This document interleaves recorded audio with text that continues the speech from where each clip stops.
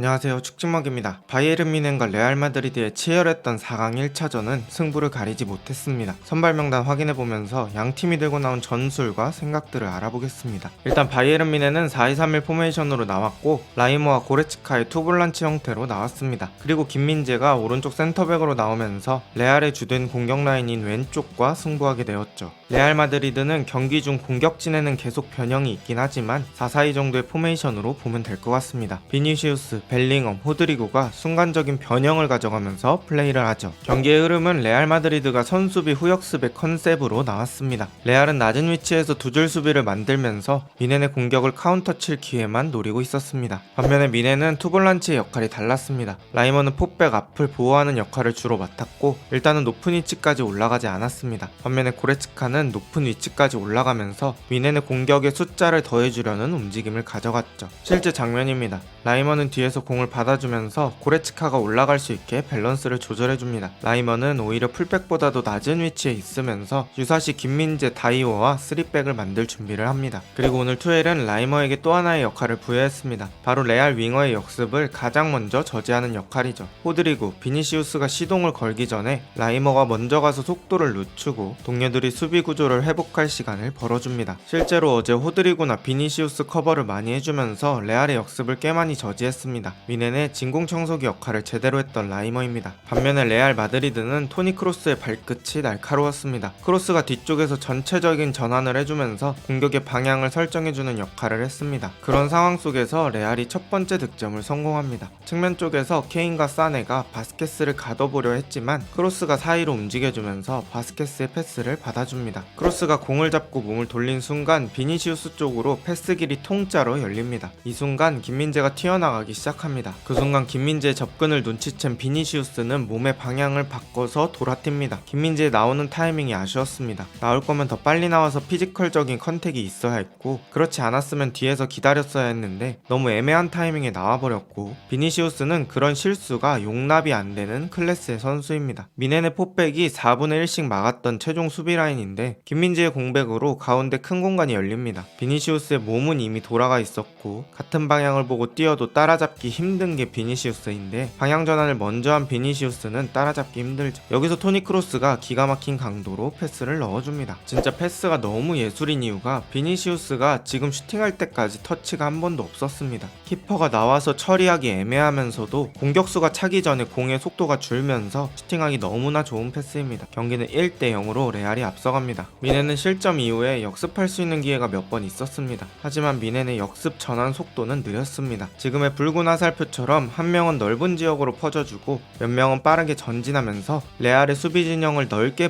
분산시키면서 공간을 만들어야 하는데 그런 시도가 없고 모든 선수가 공을 받고 가려고 합니다. 그러니 공 보면서 그냥 일자로 앞으로 갑니다. 당연히 역습 속도가 날 수 없죠. 전반은 이렇게 1-0으로 레알이 앞서며 종료됩니다. 투엘 감독은 후반 시작하자마자 고레츠카를 빼고 게이로를 투입하면서 공격적인 전술 변화를 가져갑니다. 라이머를 사실상 원볼란치로 두는 전술이죠. 공격적인 변화를 가져가는 뮌헨입니다. 레알은 후반에도 비슷한 전술로 임했습니다. 레알은 역습 전술을 유지하는 장치로 크게 3가지 정도를 사용했습니다. 첫째는 맨디의 오버래핑을 자제했습니다. 오히려 오플백 바스케스는 올리는 일이 있어도 왼쪽 풀백 맨디는 오버래핑의 빈도가 거의 없었죠. 두 번째는 수비형 미드필더 추아메니를 수비에 집중시켰습니다. 풋백 보호를 제1 임무로 삼고 빌드업은 크로스에게 맡겼습니다. 마지막은 비벨호 3명만 역습 나갑니다. 3명만 있어도 웬만한 팀 이상의 역습 퀄리티가 나오기 때문이죠. 후반 시작 후 7분 만에 뮌헨에게 좋은 찬스가 열립니다. 이 득점의 시작점은 오늘 뮌헨의 히어로 콜라트 라이머가 만들었습니다. 반대쪽에 있는 사네에게 깔끔한 전환 패스를 내줍니다. 사네가 공을 잡고 안쪽으로 뛰는 순간 키미가 등 뒤를 돌아 뛰어줍니다. 순간적으로 맨디가 신경 써야 하는 선수는 사네와 키미 2명이 됩니다. 맨디는 사네의 선택을 기다릴 수밖에 없죠. 키미를 이용해 사네는 왼쪽 안쪽으로 칠 수 있었습니다. 사네는 안으로 들어오면서 자신 있는 슈팅을 시도했고 리어포스트를 노리면서 벼락같은 슈팅을 성공시킵니다. 경기는 1-1이 됩니다. 라이머의 전환, 키미의 순간적인 오버래핑, 사네의 개인 결정력까지 완벽했습니다. 동점골 3분 뒤 레알이 평소보다 약간 높은 라인에서 수비합니다. 김민재가 깔끔한 전진 패스를 넣어주고 크로스가 비니시우스가 접근하지만 밀러가 퍼스트 터치로 몸을 한 번에 열면서 빠져나갑니다. 이 공을 밀러가 무시알라에게 깔끔하게 전개해주면서 무시알라는 1대1로 돌파할 수 있는 찬스를 맞게 됩니다. 이때 무시알라는 바스케스의 뒷발에 걸리면서 PK를 얻어내고 이 PK를 케인이 마무리하며 미넨이 2대1로 앞서가게 됩니다. 이때부터 미넨 선수들의 전체적인 에너지 레벨이 오르면서 미넨이 주도권을 많이 갖게 됩니다. 하지만 미넨의 기쁨은 경기 끝까지 가지 못합니다. 비니시우스가 많은 선수 사이에서 호드리고 쪽으로 패스를 줍니다. 일단 이 패스의 퀄리티가 미쳤습니다. 스텝과 스텝 사이의 간격이 너무 좁아서 패스를 위한 스텝인지 공을 드리블하기 위한 스텝인지 예측이 어렵습니다. 그 점을 이용해서 비니시우스는 발 바깥으로 툭 하고 밀어줍니다. 여기서 김민재는 비니시우스의 패스를 대응하는 반응 속도가 호드리고에게 밀립니다. 김민재가 반응한 순간에 이미 호드리고는 몸이 돌아가 있습니다. 쉽게 말해서 앞쪽으로 어깨를 넣을 수 있는 공간을 김민재가 뺏겨버렸습니다. 호드리고가 아주 유리한 상황이 되었죠. 결과론적인 얘기긴 하지만 김민재가 여기서 파울이 안 되는 선에서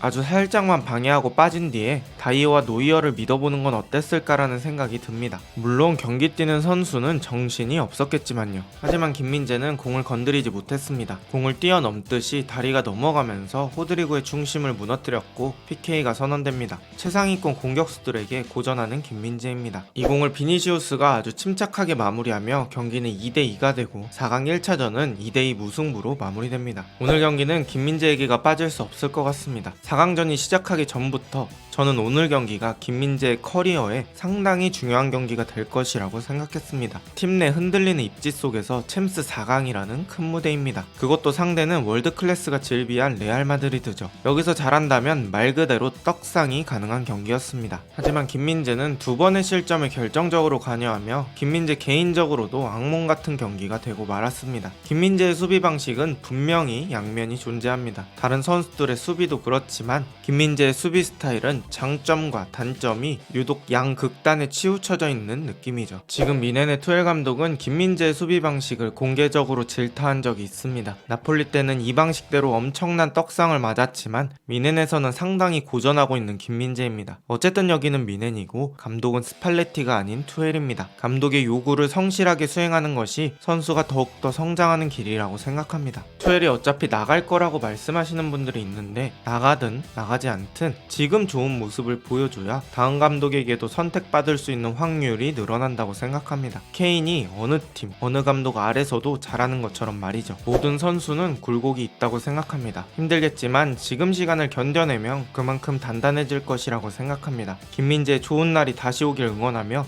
이번 영상 마치도록 하겠습니다. 좋은 하루 되세요.